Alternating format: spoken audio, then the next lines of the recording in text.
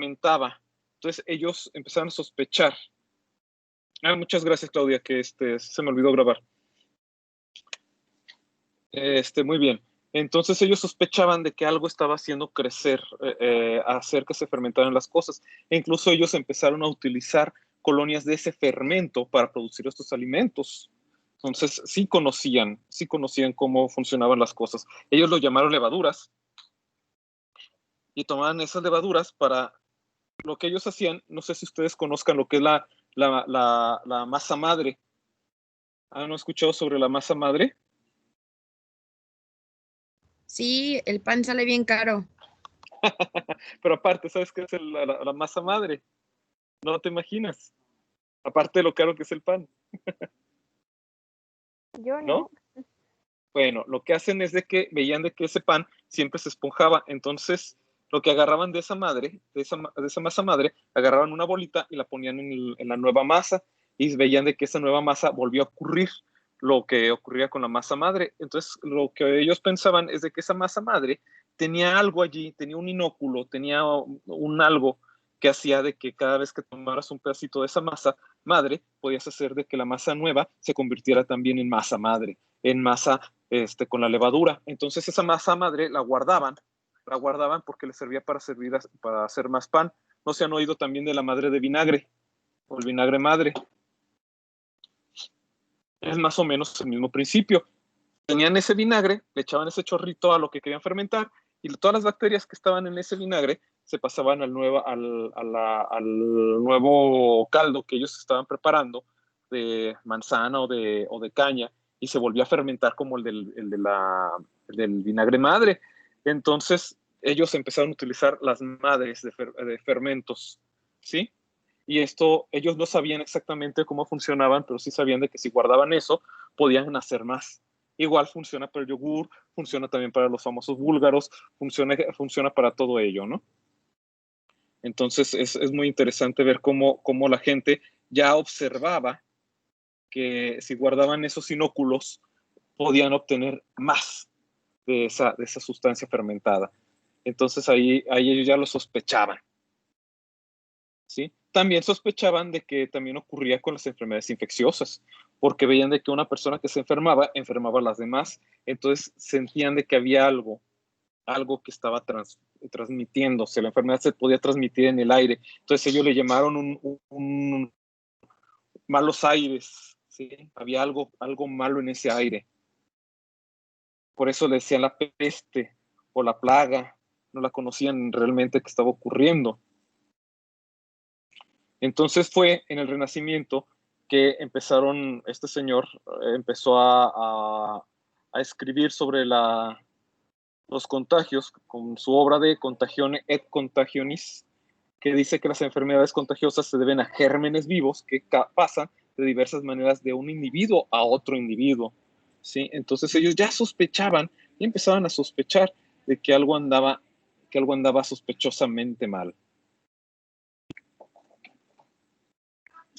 Bueno, cuando ocurrió de que ya pasamos al tercer periodo, perdón, los biólogos empezaron a buscar la manera de meterlos, a clasificarlos. Entonces ocurrió de que las mayores clasificaciones que se llegaron a dar fue precisamente de Whittaker y de Woofs, que ellos son científicos actuales, no sé si todavía están vivos, pero esta es una clasificación todavía más moderna, ¿no? Lo que dice Whittaker, es que hay 5 reinos.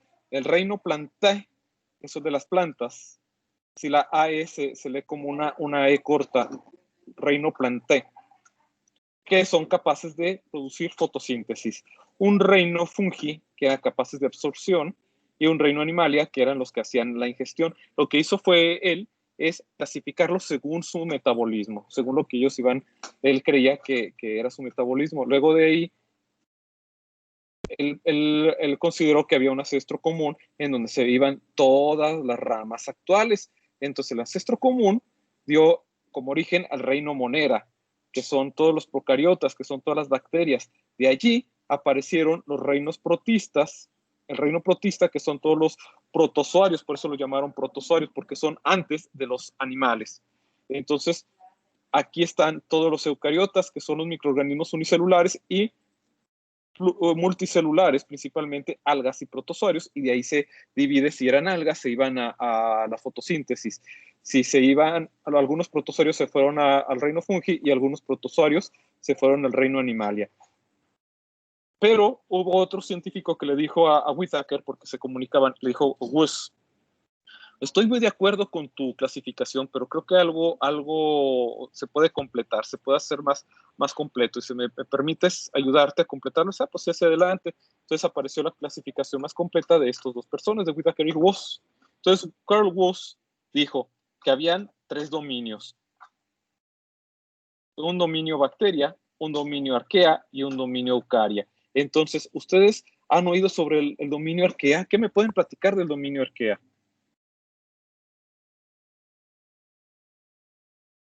¿Son A ver, ¿qué me los pueden? extremófilos? Exactamente, los extremófilos. ¿Cómo cuáles son los extremófilos? ¿Qué me puede platicar de uno de los extremófilos?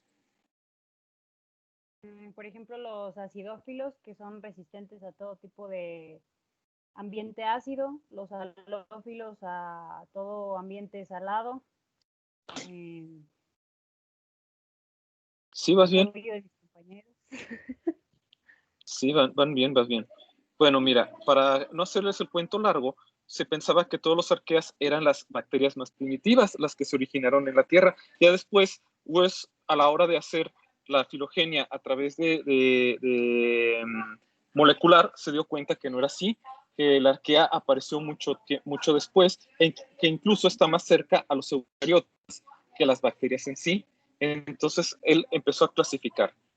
Todos los procariotas tendrían 2 dominios, el dominio bacteria y el dominio arquea. Y dentro del dominio bacteria iba a haber que iban a ser el reino gram negativo, las cianobacterias, etcétera, etcétera, etcétera, porque las bacterias tienen muchísimos géneros, que son los estafilococos, los estreptococos, no sé, etcétera, etcétera, etcétera. Son muchísimos reinos y subdominios y familias de bacterias que hay. Entonces, el dominio bacteria, vamos a ver, está la gram positiva, la gram negativa, las cianobacterias, etcétera. Y el dominio arquea van a venir otras, las halófilas, las termófilas, las criófilas, las que soportan perfectamente la alta salinidad, son las halobacterias. Y dentro del dominio eucaria va a haber otros reinos que van a ser el reino animalia, el reino fungi, el reino plantae, y dentro de eucaria también van a estar los protistas, ¿verdad? Que también ya los están dividiendo porque aquí va a aparecer un nuevo reino que todavía está en discusión, que sería el reino cromista. Entonces, vemos de que los árboles filogenéticos han estado cambiando y han estado cambiando muchísimo a lo largo de que se va conociendo la biología de los microorganismos, de los organismos, ¿sí? Entonces, alguien ya había escuchado sobre la clasificación de Ovoes, ¿verdad? Todos ustedes la estudiaron en la preparatoria, pero ¿alguien ya había escuchado sobre esta clasificación, sobre la de Gus? ¿Nadie? Sí, Sí, ¿Sí? ¿La escucharon en dónde? En la preparatoria. sí, desde la, bueno, secundaria, más bien. Sí, fíjense, no, yo no soy muy grande en realidad, de hecho todavía me considero muy joven, pero es una curiosidad porque cuando yo estuve en la primaria, o la maestra era muy viejita, o no sé qué ocurrió, pero a mí me platicaban de 3 reinos, el reino mineral, animal y plantae. Y eran los únicos que nos enseñaban en la primaria. Ya cuando entré a la secundaria ya nos metieron toda esta clasificación y pues fue algo novedoso porque dije, bueno, pues es que, ¿qué ocurrió? ¿Por qué cambió tanto tan de repente? Y no es que haya cambiado tan de repente, sino que supongo que esa personita, esa maestra, pues se quedó sin actualizarse. Es una mera curiosidad, ¿verdad? Bien. Vamos a continuar. Entonces, Whittaker tenía su clasificación, eran 4 aspectos importantes de los mismos. El tipo celular, qué tipo de célula era, si era procariota o era eucariota, el nivel de organización, si son unicelulares o pluricelulares, y el tipo de nutrición, que eran autótrofos o heterótrofos, y el grupo de reproducción sexual o asexual. Es así que divide los organismos en 5 grupos o reinos. Entonces él manejaba de que los de arriba se podían reproducir sexualmente y que las plantas eran fotosintéticas, que los hongos absorbían nada más y que el reino animalia hacía ingestión. Y de abajo, el reino protista, pues ellos podían ser microorganismos unicelulares y multicelulares, principalmente algas y protozoarios, y que podían ser fotosintéticos o podían absorber, y que su reproducción era completamente asexual. Y el reino monera pues, era completamente asexual. Bueno, esto ya no es así. Nosotros sabemos de que estos pueden tener una reproducción, si no es bien sexual, es una reproducción un poquito más compleja en donde se transmiten genes entre ellos, que puede considerarse de una manera parasexual, le llamarían, en donde 2 organismos se transmiten genes y ellos mismos los utilizan. Por ejemplo, una bacteria se encuentra con otra bacteria y dice, ¿tú eres patógena?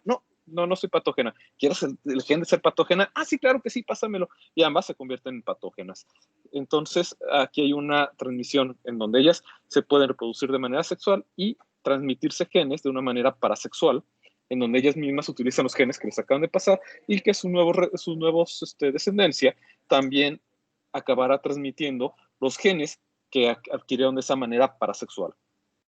Bueno, del Horminio arquea también se sabe eso, de que también pueden hacer una reproducción tanto asexual como parasexual. Y el dominio eucaria, que pueden ser, por ejemplo, los hongos y las plantas, pueden tener una reproducción tanto sexual como asexual. Y algunos animales, especialmente los gusanos planos o algunos tipos de conidios, conidios no, tipo de esponjas o algunos tipos de equinodermos, pueden hacer una reproducción de tipo asexual. Y animales superiores van a hacer una reproducción sexual. Aunque sorprenderá de que algunos reptiles, que se supone que son mucho más evolucionados, pueden tener también un tipo de reproducción asexual, que se le conoce como, déjenme recordarme cómo se llama esto, partenogénesis. Algunas lagartijas pueden tener partenogénesis. Entonces, el criterio de Whittaker, pues ya no es el que se utiliza actualmente, sino que ahora se utiliza el de Woos. E incluso Lynn Margulis, que es una científica que ya falleció, ella tiene una nueva clasificación. A lo mejor ustedes, si se ponen a buscar ahorita que tienen ustedes tienen la facilidad de buscar en internet, pueden buscar la clasificación de Lynn Margulis y platicármela. Así que yo continúo, ustedes buscan y me pueden interrumpir cuando encuentren sobre la clasificación de los microorganismos de Lynn Margulis. ¿Sí? Bueno, continúo mientras ustedes buscan. El reino, los reinos moneras, que esta es la clasificación de Whittaker, que es la célula es procariota, son organismos unicelulares, tanto autótrofos como heterótrofos, y su reproducción es asexual. Se dividen por fisión binaria, ejemplo las bacterias. El reino protista, la célula, es del tipo eucariótico, son organismos tanto unicelulares como pluricelulares, autótrofos y heterótrofos, de reproducción sexual y asexual. ¿Sí? Ejemplo, las algas y los parásitos protozoarios. El reino fungi, las células eucariota son uni o pluricelulares, heterótrofos, por absorción de reproducción sexuada y asexuada, por ejemplo los hongos. Y el reino plantae, las células eucariota son organismos pluricelulares, siempre autótrofos y de reproducción tanto sexual como asexual. Y el reino animalia son de origen eucariota, son organismos pluricelulares en su totalidad heterótrofos por ingestión y sí reproducen por la vía sexual, pero también lo hacen por vía asexual. Por ejemplo, algunos animales, ya les había platicado de que algunas lagartijas incluso pueden llegar a ser partenogénesis, pero la mayoría de los animales que hacen una reproducción asexual son animales muchísimo más primitivos en su vía evolutiva. Bueno, Woese fue algo más allá. Él lo hizo, pero de manera genética. Él observó los genes, hizo clasificación molecular, sistemática le llaman, y él se dio cuenta de que estaban mal organizados, que tenían que organizarse mejor. Entonces, el criterio de clasificación, él lo cambió de otra manera. Bacteria, dentro de ese se encuentra el reino Eubacteria, ya no se fija si hay qué tipo de alimentación llevan, qué tipo de metabolismo llevan o qué tipo de reproducción llevan, sino que simplemente lo fue clasificando según su genética. El dominio Archaea, dentro del cual se encuentra el reino de las arqueobacterias, aquí ya dividió, se fijan que Woese no dividía esto, no dividía el reino Monera, lo fue a hacer Woese, en donde él dividió a Monera en dos, en arquea y bacteria, y descubrió que las arqueas eran mucho más modernas que las bacterias y son muchísimo más cercanas a las eucarias. Miren, fíjense en el árbol filogenético, todas estas rayitas significan la distancia evolutiva. Entonces, aquí, si se fijan, estas son las arqueas, y aquí están las bacterias, y aquí están las arqueas. Entonces, si tomamos en cuenta que el árbol empieza desde acá, empieza a crecer acá, y continúa, entonces vemos de que todas las bacterias son muchísimo más primitivas que las arqueas que aparecieron posteriormente en esta parte, ¿sí? Y en eucaria ya empezamos a ver que empiezan a haber divisiones, mayores complicaciones. Fíjense, aquí están algunos protozoarios, aquí están las tricomonas, aquí están las giardias, por aquí estarían los entameba. Fíjense aquí, las amebas aparecieron muchísimo más para acá. Por aquí ya empiezan a ver, aquí están los hongos, aquí están los poríferos, aquí ya estamos viendo, Saccharomyces. No, estos no son los poríferos, estos no sé qué sean. Bueno, estos no son. Aquí después de Saccharomyces, aquí donde aparecen los hongos, aquí empezarían los animales, aquí, por aquí este rumbo. Aquí está Homo, y aquí están las plantas, aquí está Sea, que es el maíz. Entonces vean cómo todos nosotros estamos, evolutivamente hablando, estamos muy cercanos. Entonces él, para fines didácticos, creó esto. Tenemos el dominio bacteria, el dominio arquea, el dominio eucaria. En el dominio eucaria se van a encontrar los protistas, los hongos, las plantas y los animales, ¿sí? E incluso ya hay gente que ya está comenzando a decir de que eso ya es también algo obsoleto y que ya debería utilizarse una clasificación más árbol de la vida, en donde ya se ve de que todos los organismos están íntimamente cercanos. Bueno, a ver, ¿quién me puede platicar qué es lo que dijo Lynn Margulis? Ya a estas alturas creo que ya descubrieron algo. ¿Quién me puede comentar? Dividió, bueno, hizo la división como en 5 reinos, en animales, hongos, plantas, protoctista y monera. Bueno, protista. ¿Con Lynn Margulis fue la que hizo eso? Ah, no, me confundí, perdón. No te preocupes, no pasa nada. Pero entonces, ¿de quién pertenece lo que me acabas de platicar? ¿Quién lo dividió? Ya que abriste el micrófono. A ver, platícame, ¿quién fue? Fue Whittaker, ¿no? Fue Whittaker, exactamente. Sí. Bueno, entonces te dejo de tarea rápida. Búscame sobre Margulis y a ver qué me puedes platicar. ¿De acuerdo? En estos momentos podrías hacerlo, ya que tenemos esa habilidad de buscar. Bien. Entonces, pues ya creo que entendimos, aunque un poquito de que nos distraigamos y nos confundamos un poquito, parece que sí entendimos entonces que había 5 reinos y que después esos 5 reinos se dividieron, ¿sí? Entonces nuestra compañerita acertadamente nos acaba de platicar las diferencias entre ambas clasificaciones. Bueno.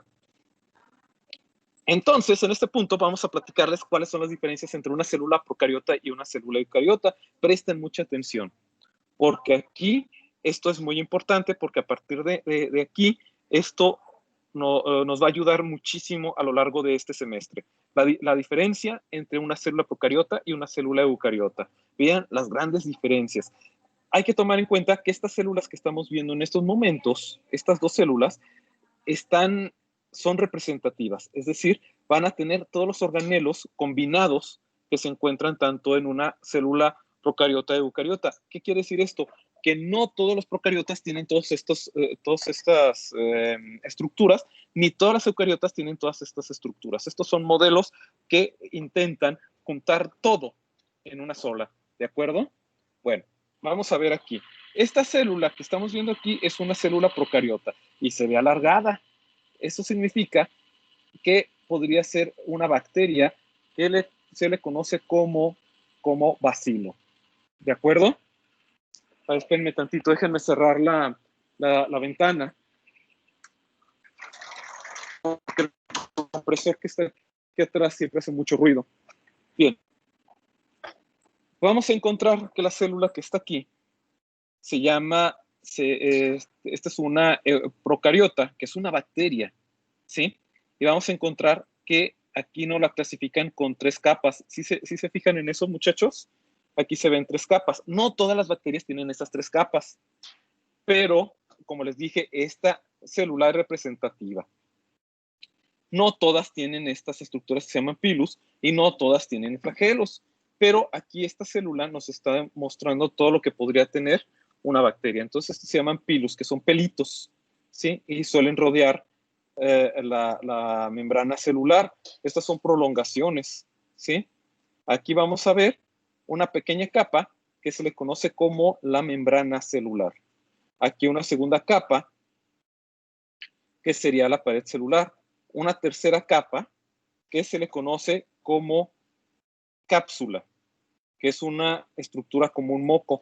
E incluso hay bacterias que tienen 3 capas, pero no necesariamente la de la cápsula, sino que es una membrana celular, una pared celular y otra membrana celular. Bueno, eso lo vamos a platicar más adelante, no se me asusten, no quieran ahorita digerir toda la información porque se me van a confundir. Simplemente quiero que vean que algunas bacterias van a tener estas 3 capas básicas: una membrana celular, una pared celular y una cápsula hecha de moco. Una membrana celular hecha de lípidos, una pared celular hecha de algunas proteínas e incluso puede ser azúcares, polisacáridos, perdón. Y esta tercera membrana va a estar hecha también de mucopolisacáridos y que muchas veces se utiliza en la industria alimenticia como espesante de alimentos, como por ejemplo la goma xanthana. No sé si han ustedes escuchado sobre esta famosa goma xanthana. Rebeca, ¿qué me puedes platicar? ¿Has escuchado sobre eso?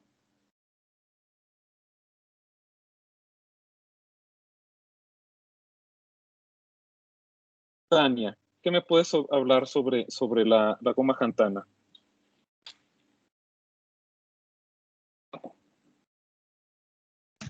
Bueno, nunca había escuchado de la goma xanthana. No lo habías escuchado. Pues te la voy a platicar para que la escuches. Esta de la goma xanthana viene de una bacteria que produce precisamente un mucopolisacárido. Entonces ustedes lo que van a hacer es que van a cultivar esta bacteria y la van a inactivar, la van a matar. Y van a recolectar todas las colonias, las colonias, y van a hacer un proceso de purificación y va a quedar una goma espesita. Esa goma espesita se utiliza mucho para los yogures, se utiliza mucho para la catsup, para algunos dulces, porque es un excelente espesante y como es natural, no causa muchas alergias. De hecho, no, que yo sepa, no hay gente alérgica a eso, no lo sé, lo voy a investigar después. Pero resulta de que es un excelente aditivo alimenticio y se puede obtener en grandes cantidades gracias al cultivo de las bacterias. Y eso lo hacen precisamente gente que trabaja con lo que están ustedes estudiando, con biotecnología. ¿Sí?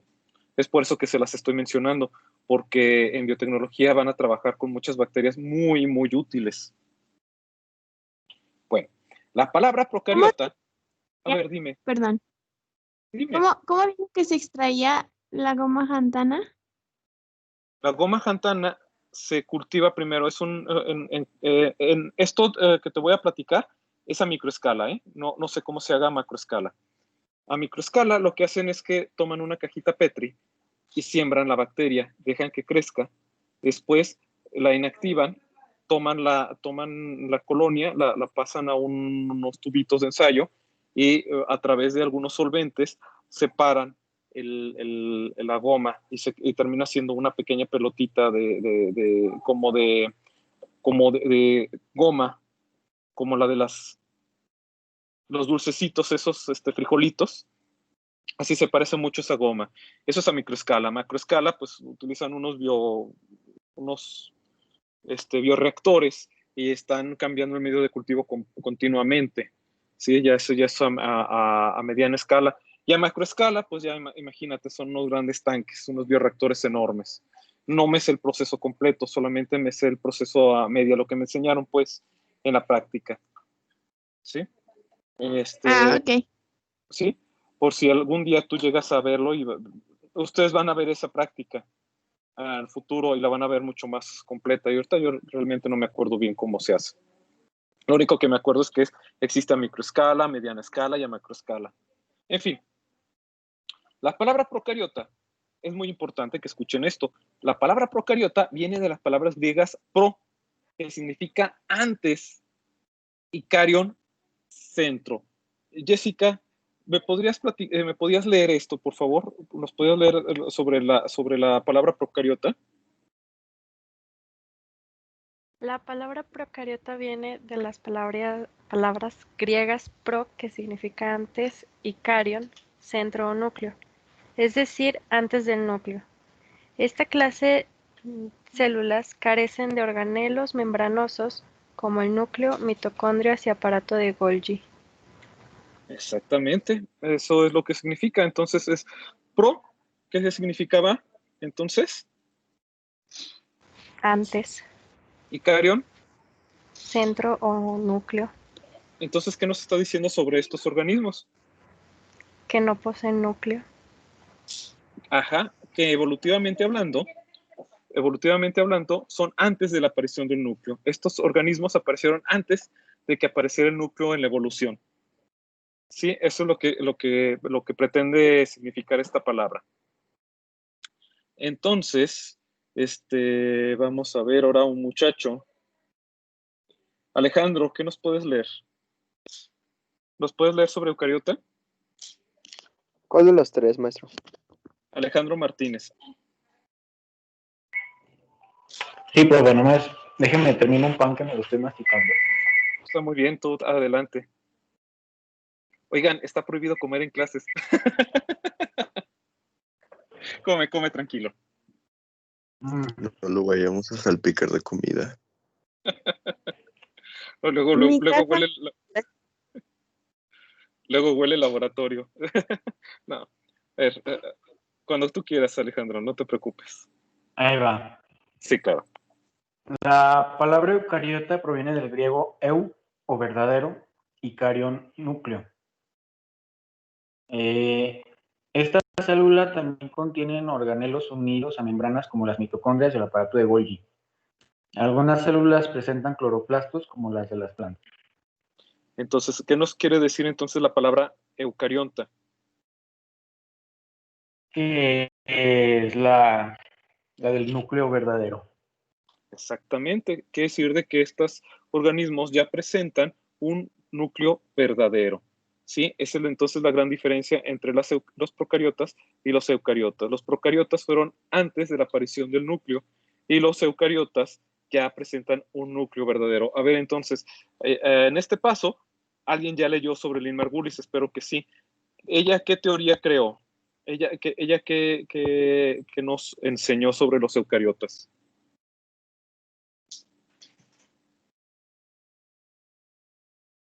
Endosimbiosis.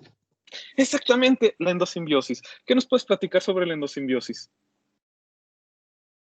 Pues es básicamente que, bueno, según tengo entendido que una bacteria se unió como a otra especie de célula, pero más grande y así pues fueron coexistiendo como una especie de, pues sí, simbiosis, de unión. Exactamente, eso es lo que dijo Lynn Margulis, que una célula había ingerido una célula que podría ser una especie de eucariota, que a lo mejor ya tuviera núcleo y tuviera las membranas asociadas a su núcleo, eh, absorbió unas bacterias, se las comía, pero estas, en vez de destruirlas o fagocitarlas, las conservaba y las mantenía como una simbiosis. Estas dos bacterias se mantenían como simbiosis. De la bacteria, la mitocondria, entonces provendría entonces de una bacteria que era capaz de transformar el oxígeno, de utilizar el oxígeno para dar más energía. Entonces, ustedes saben de que hay bacterias que son anaerobias y hay bacterias que son aerobias.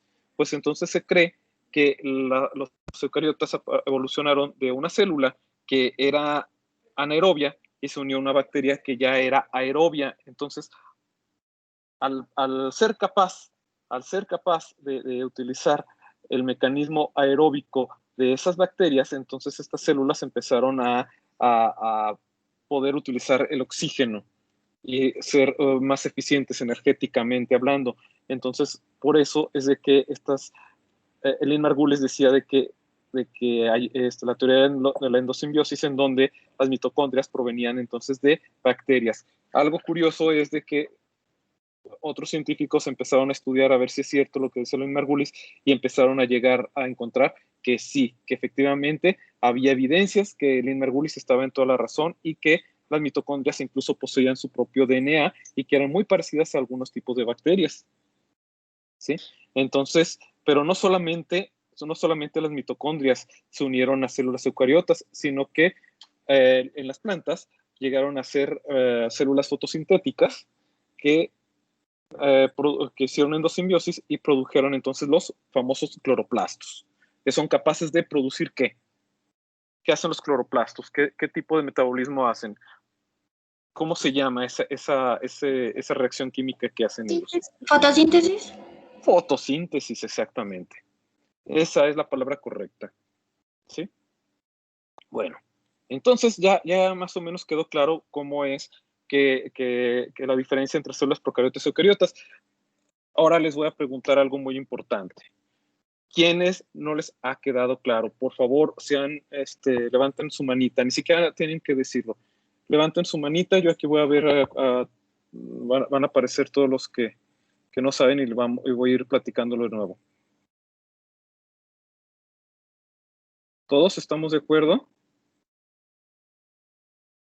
¿Todos estamos? Claudia Samantha, ¿cuál es la diferencia entre las células procariotas y eucariotas? El núcleo, la eucariota se puede decir que su núcleo ya está como tal en ella y en la procariota no. Muy bien. Entonces las bacterias, Natalia, Guadalupe, ¿qué tipo de organismo es? ¿Procariotas o eucariotas? Procariota. Procariota, exactamente. Y entonces, Víctor Eduardo, ¿nosotros qué seríamos? ¿Procariotas o eucariotas? Eucariota. ¿Por qué? Porque nuestras células sí contienen pues núcleo o membrana nuclear, aparte de organelos como mitocondrias y aparato de Golgi. Muy bien, esa es la definición correcta y la definición completa. Que nosotros, como eucariotas, tenemos membranas asociadas en el núcleo y tenemos organelos especializados. Algo que no tienen estos. Por cierto, antes de que se me olvide, a conjunto de DNA condensado que tienen los procariotas, les dicen nucleoide, es decir, un tipo núcleo, sin ser realmente un núcleo de verdad. ¿Sí? Lo van a encontrar así en muchos trabajos. Dicen, ¿qué quedamos? ¿Que hay núcleo o no hay núcleo? Dicen, no, aquí dice que hay nucleoide. Cuando oigan hoy o oide, significa tipo. Entonces, cuando hablamos de un androide, ¿qué significaría un androide? ¿Un tipo de humano? Exactamente. Entonces, cuando escuchen eso, oid o oide, es tipo o es parecido a. ¿Sí? Qué bueno que están prestando atención, porque les voy a estar haciendo preguntas al azar. Bueno, la vida parece que apareció hace 4.000 millones de años o 5.000 millones de años, o algunos ya incluso lo datan hasta 6.000 millones de años de edad. Estamos hablando de muchísimo, muchísimo tiempo, si contando de que nosotros alcanzamos una vida plena de 70 años y una vida con dificultades a los 80 años. 4.000 millones de años es demasiado, demasiado. Los primeros tipos de células que evolucionaron fueron células procariotas y estas aparecieron hace aproximadamente 2.000 millones de años. Perdón, aparecieron, la vida apareció hace 4.000 millones de años, pero hace 2.000 millones de años duraron 2.000 millones de años que solamente las células procariotas existían. Como no había oxígeno en la Tierra, todas las células procariotas eran anaerobias, hasta que empezaron a aparecer bacterias que eran fotosintéticas. Entonces, ellas, como metabolismo secundario, empezaron a liberar oxígeno. Entonces, ¿qué creen que ocurrió con el medio ambiente? Pues que empezó a aparecer oxígeno. Muchos nos estaban platicando durante años, nos han platicado de que los árboles, que las plantas, son la principal fuente de oxígeno en la Tierra. Pero no es así, no es cierto. Son las algas, son las bacterias, las cianobacterias. Ellas son es la verdadera fuente de oxígeno del planeta. Eso quiere decir que los verdaderos pulmones de la Tierra son los mares. Por eso es que es muy importante mantenerlos. Entonces, imagínense que se empieza a liberar gran cantidad de oxígeno, pues que empezaron a morir muchísimos organismos. Y la evolución tuvo que enseñarse, adaptarse a un ambiente que ya no era reductivo, sino que ahora era oxidante, porque había mucho oxígeno. Entonces empezaron a aparecer los primeros procariotas que eran capaces de respirar oxígeno. Entonces aparecieron las primeras aerobias. Y ahí empezó a aparecer los primeros organismos aeróbicos, ¿sí? Y ya ni les platico de los eucariotas que se tuvieron que aliar con otros organismos por la endosimbiosis de Lynn Margulis, que aparecieron entonces organismos mucho más completos, ¿sí? Entonces aquí aparece de que los primeros procariotas, los más antiguos, los encontraron hace 3.800 millones de años. Los encontraron. Pudieron haber sido más antiguos. Los fósiles más antiguos, entonces, están por esa era. ¿Sí se fijan? Entre 3.800 y 3.500 millones de años. Y las encontraron entre el oeste de Australia, el sur de África y en Groenlandia. Y encontraron de que eran anaerobios. ¿Sí se fijan? Como les había platicado. La fotosíntesis se desarrolló en las bacterias un poco más tarde, por lo menos 300 millones de años atrás. Las bacterias anoxigénicas, las cuales son anaerobias y no producen oxígeno, presidieron a la fotosíntesis oxigenativa. Entonces, como ven, muchos organismos, muchos microorganismos se tuvieron que adaptar a que las cianobacterias ya estaban oxidando todo el ambiente. Entonces tuvieron que adaptarse al oxígeno que están liberando todas estas bacterias. Los procariotas más desarrollados no aparecieron sino entre 1.500 a 2.000 millones de años atrás. Bueno, ya aquí esto ya lo vimos. Esto es lo vamos a platicar. En el siglo XVIII, Roger Bacon postuló que las enfermedades eran producidas por seres invisibles. Faccarostro de Verona también lo sugirió también. Este señor ya estamos hablando de que es el Renacimiento. Gracias a la invención del microscopio que se atribuye a fabricantes de anteojos holandeses alrededor de 1590, y se cree que Galileo, que creó el telescopio, también produjo un microscopio. Y no fue hasta Antoine Leeuwenhoek que él empezó a dibujar lo que él observaba gracias a su microscopio, que empezó entonces la verdadera revolución de la microbiología, ya que gracias a este señor, a este microscopista, este primer microscopista, es cuando se inaugura realmente la microbiología gracias a la evidencia que este señor logró demostrar. Esto ya lo habíamos visto. Esto ya se los platiqué, que la teoría del germen fermentación.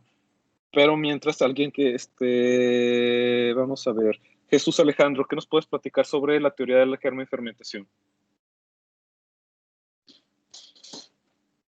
Que la fermentación es causada por microorganismos. Sí. Y que ¿qué Hablamos microorganismos? de panes. Bueno, hablamos de levaduras y ya, Sí. bueno, empezamos a hablar de panes, vinos y todo eso. Entonces, ellos ya se habían dado cuenta de que si ellos almacenaban un producto previo, podían producir más, ¿verdad? Eso es muy importante. Entonces, ellos empezaron a descubrir que en realidad era por microorganismos. Ahora lo que hacen es de que ya no utilizan masa madre ni vinagre madre.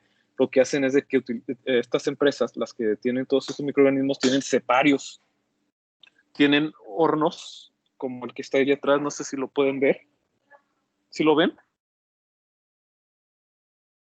Estas son estufas que son más o menos. Bueno,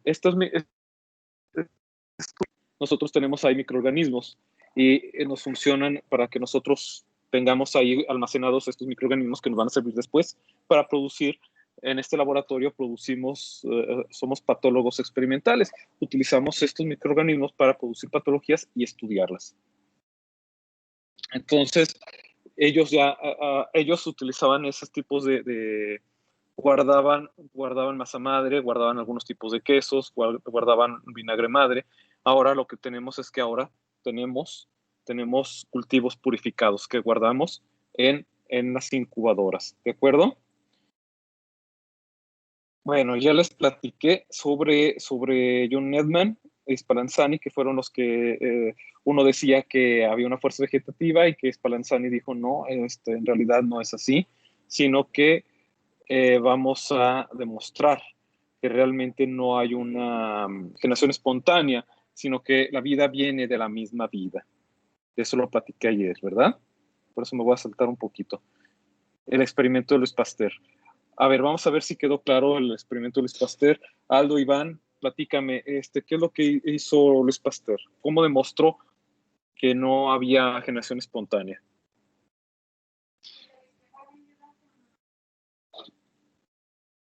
Perdón, ¿me escuchas? También te recomiendo. Poquito, sí. Pues él estaba probando, ¿cómo se llama? Bueno, me acuerdo de lo que nos comentó ayer del experimento con la alfombra, de que estaban viendo los microorganismos y que él pues verificó que sí, ¿cómo se llama? Que sí crecían ahí con los microorganismos en la alfombra.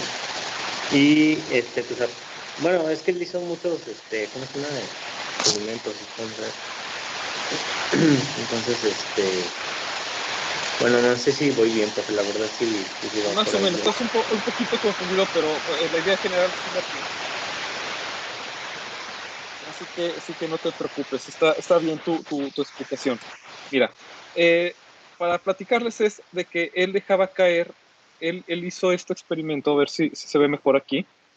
Él virtió un caldo, calentó el cuello del frasco, hizo esta S, que hasta la fecha se le llama como matraz Pasteur. Hirvió el caldo y dejó todo abierto para que respirara, para que le entrara el aire.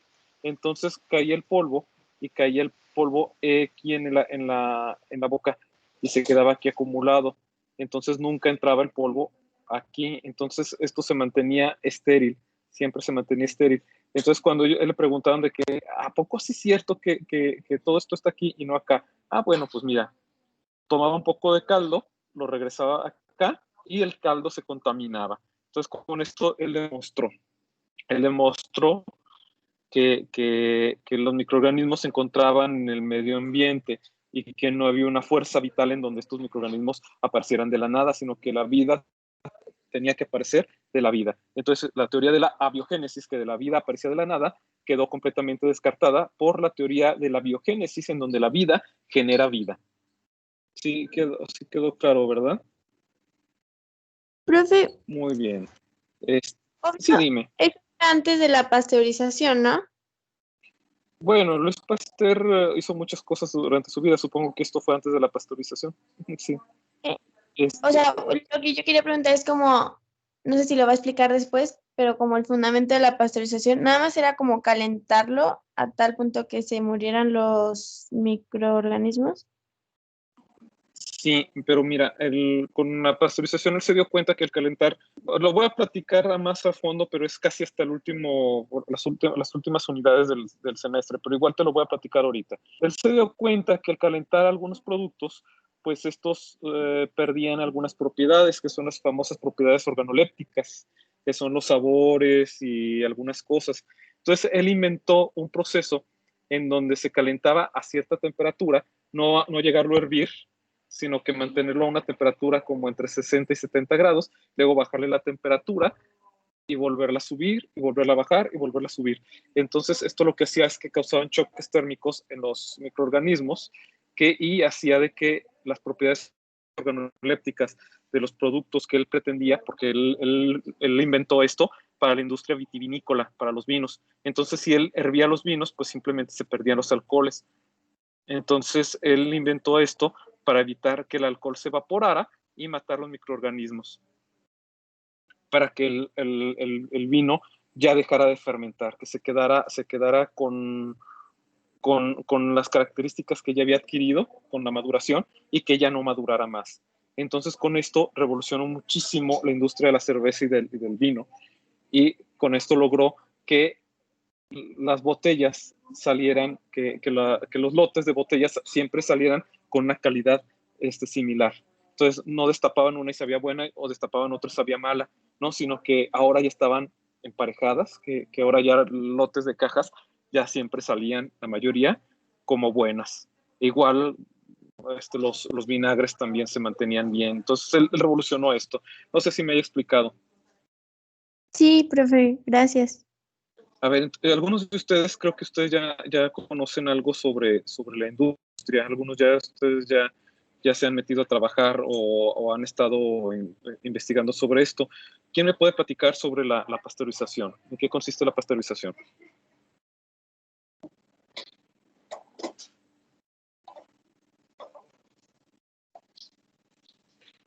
Nadie. Bueno, pues eso en cierta medida es eso, son cambios drásticos de temperatura sin hacer que haya una ebullición, para evitar cambiar las propiedades organolépticas del producto que estamos. A ver, dime. Se abrió un micrófono por allí. Profe, nada más iba a decir que tenemos clase ahorita, entonces no sé si ya... Todavía faltan, así que espérame. Bueno, pues ya. Ok, pues damos por terminada la clase. No te preocupes.